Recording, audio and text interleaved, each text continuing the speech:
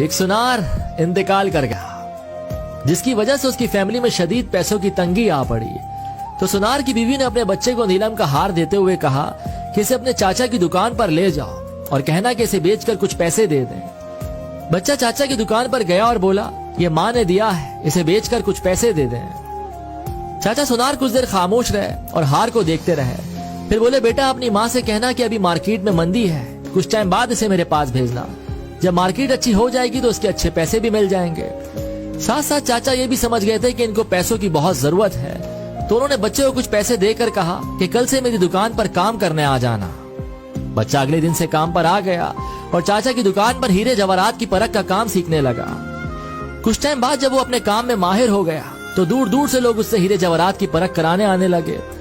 تو ایک دن چاچا اس لڑکے سے بولے ابھی مارکیٹ اچھی ہے تو اپنی ماں سے وہ نیلم کا ہار لے آؤ. لڑکا گھر گیا اور اپنی ماں سے نیلم کا ہار مانگا کہ چاچا مانگ رہے ہیں. ماں ہار لائی تو لڑکا اسے دیکھ کر چونک گیا اور بولا ماں یہ تو نکلی ہے, اور ہار وہیں چھوڑ کر واپس چاچا کے پاس آ گیا.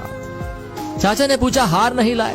تو کہنے لگا وہ تو نکلی ہے, لیکن آپ نے مجھے اس وقت کیوں نہیں بتایا جب میں پہلی دفعہ اسے آپ کے پاس لے کر آیا تھا؟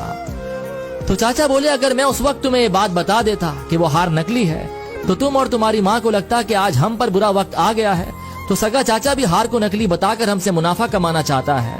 لیکن آج تم اس لائق ہو گئے ہو کہ تم نے فوراً اسے پرکھ لیا کہ وہ ہار نکلی ہے. اکثر ہم غلط فہمیوں کا شکار ہو کر اپنے ہی قریبی رشتوں سے دوری بنا لیتے ہیں یا انہیں کھو بیٹھتے ہیں.